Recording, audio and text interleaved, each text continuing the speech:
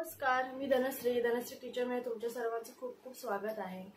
आज आपण आहे ना राजगिरा पिठाचे थालीपीठ किंवा तुम्ही एक चपाती पण म्हणू शकता आणि भाजी, भेंडीची भाजी आहे आणि भोपळ्याची भाजी आहे। या दोन्ही भाज्या नवरात्राच्या उपवासाला चालतात, त्यामुळे आपण ह्या भाज्या करणार आहोत। आणि त्याच्या सोबत एक गोड पदार्थ म्हणून आपण रताळ्याची खीर बनवणार आहोत। तर चला बघूया आपण। सगळ्यात प्रथम आपण आहे ना खीर बनवणार आहोत। त्यासाठी मी इथे ना 2 रताळी घेतली आहेत, ती मी उकडून घेतली आहे। त्याची आपण आहे ना साल काढूया। मी ना इथे साल काढलेत। आपण आहे ना रताळी अशी स्मॅश करून घेऊया। रताळी ना छान स्मॅश करून घेतली आहेत। इथे ना मी तूप गरम करायला ठेवलंय। आता ह्याच्यामध्ये ना एक 1.5 चमचा ना आपण तूप टाकून घेऊया। आणि इथे मी ना ड्रायफ्रुट्स घेतलेत। आधी आपण हे ड्रायफ्रुट्स ह्याच्यात भाजूया। थोडे काजू घेतलेत, थोडे बदाम, थोडे पिस्ते आणि मनुके आपण नंतर टाकूया। स्टीलच्या टोपात घेतलंय ना, त्यामुळे ते पटकन गरम होते। याच्याबरोबरच आपण आहे ना हे रताळ्याचा स्मॅश केलेलं पण आपण टाकून घेऊया आणि हे पण चांगलं भाजूया।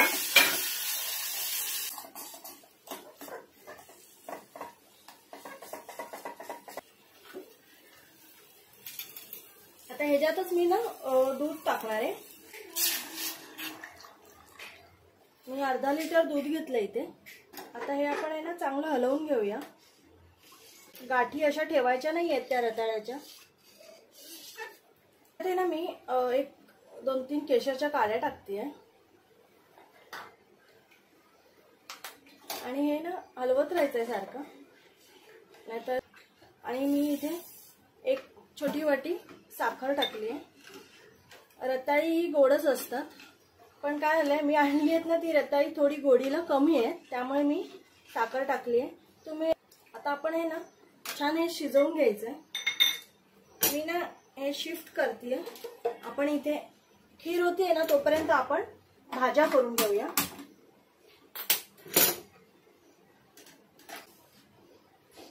खिरीकडे पण लक्ष द्यायचंय, खीर हलवत राहायची आहे।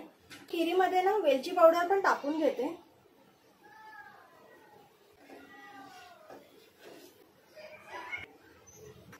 इथे भेंडीची भाजी पण घेतली आणि भोपळा पण घेतला। तापली आहे कढई, आपण थोडं तेल टाकून घेऊया। मी काल आहे ना त्या तेलामध्ये ना उपवासाचाच पदार्थ तळला होता, त्यामुळे मी तेच तेल वापरणार आहे। तेल जास्त दिवस ठेवून आणि मग नंतर वापरणं योग्य नाही, त्यामुळे काही तळणीचा पदार्थ झाला ना की तेल लगेच वापरून ते तेल। आपण भेंडीची भाजी आहे ना ती चांगली भाजून घेणार आहे। भेंडी भाजली ना की ती चिकट होत नाही, तिला ना तारा सुटत नाही। भेंडीची भाजी स्वच्छ धुवून पुसून मग मी चिरली आहे। आपण आहे ना ह्याच्यात एक लिंबू पिळणार आहे मी, त्याच्याने सुद्धा भेंडी आहे ना चिकट होत नाही। इथे ना भेंडी आपली छान भाजली आहे, आपण हिला ना काढून घेऊया। ह्याच्यात परत थोडं तेल टाकूया। आता थोडंच टाकायचंय, थोडं जिरं टाकून घेऊया।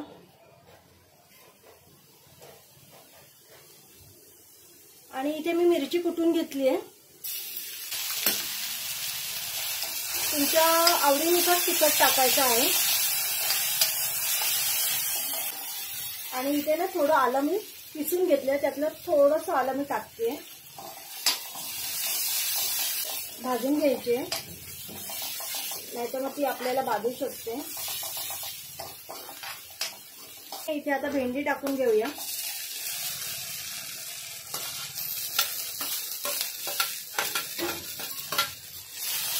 तर मीठ टाकते।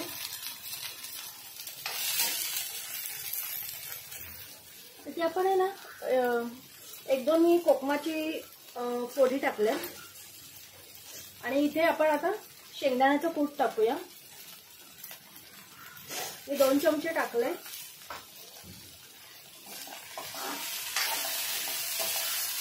ती झाकून वाफवायची नाही, झाकली ना की ती चिकट होते, लगेच तिला तारा सुटतात। बघू शकता किती मोकळी झाली आणि अजिबात चिकट अशी झालेली नाहीये भेंडी माझी। अजून एक थोडा वेळ शिजवून घेऊया आपण। इथे भेंडी आहे ना मस्त शिजली आहे, हे बघा पटकन दाबली जाते। आता ह्याच्यावर आहे ना एक अर्धा चमचा आहे ना मी जिरा पावडर टाकणार आहे। ही भेंडी ना आपण आता काढून घेऊया। आपण ह्याच्यातच भोपळ्याची भाजी टाकणार आहे।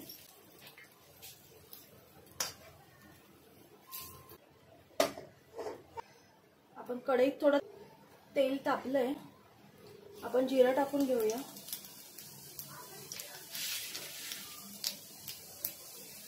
थोडी हिरवी मिरची टाकायची आहे वाटलेली।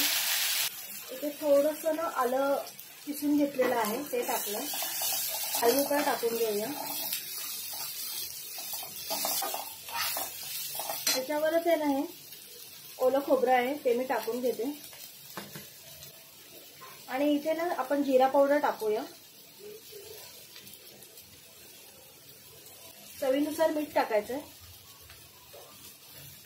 हलवून घेऊन ना आपण ह्याच्यावर झाकण ठेवून आहे ना वाफेने शिजवायचं आहे। ह्याच्यात काही पाणी वगैरे टाकायचं नाहीये। हे झाकून आहे ना वाफवून घेऊया। इथे ना खीर बघू शकता बऱ्यापैकी दूध आहे ना ह्याचं आटलेलं आहे। इथे ना आपण गॅस बंद करणार आहोत। त्याच्या आधी मी इथे ना मनुके होते ना ते टाकून घेते आणि इथे आपण खीरीचा गॅस बंद करूया, कारण हे घट्ट झाले, थंड झाली ना की ती अजून घट्ट होणार। बऱ्यापैकी ती घट्ट झालेलीच आहे। आता इथे ना आपण भोपळा बघूया। भोपळा पण शिजलेला आहे आपला। 2 चमचे शेंगदाण्याचं कूट टाकून घेऊया। थालीपीठ, राजगिराचं थालीपीठ करणार आहे ना त्याचं आपण बघून घेऊया।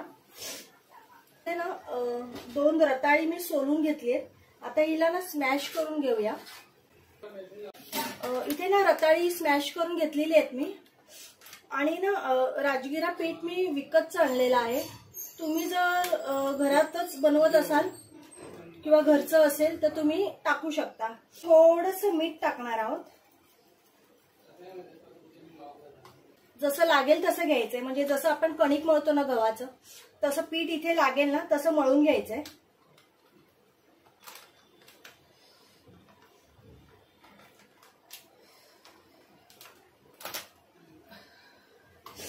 पाणी घेतलंय, पाण्याच्या साह्याने ते छान कणिक मळतो ना तसंच मळून घ्यायचंय।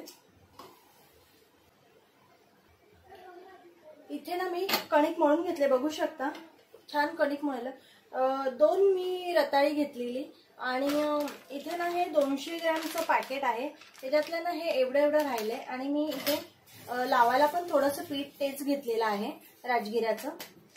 तर जेवढं आपल्या रताळ्यामध्ये बसतं ना पीठ तेवढं घ्यायचंय आणि परत पाण्याने पण त्याला चांगलं मर्दायचंय।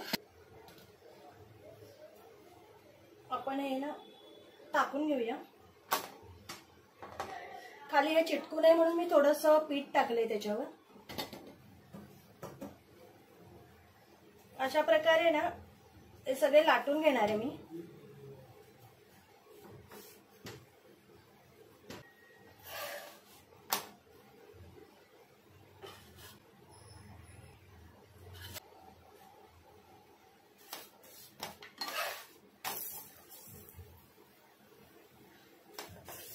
तेल लावते, तुम्ही इथे तूप पण लावू शकता। छान अगदी सॉफ्ट अशी होते, बघू शकता इथे। आता आपण हे काढून घेऊया।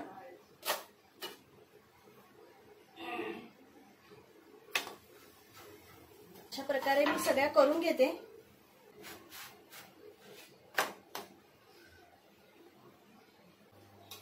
इथे आपल्या ना सगळे थालीपीठ किंवा पोळ्या काही म्हणा, तर ते करून झालेलं आहे माझं. आपण इथे ना आता प्लेटिंग करूया. बघू शकता पोळी पण एकदम अशी आपली जशी चपाती असते ना तशीच होते, अगदी सॉफ्ट होते. नक्की करून बघा,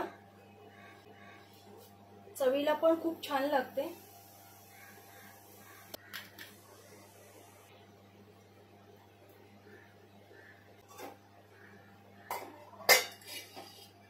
आपली खीर अशी घट्ट झालेली आहे, खूप छान लागते. कमेंट मध्ये मला सांगा की तुम्हाला रेसिपी कशी वाटली.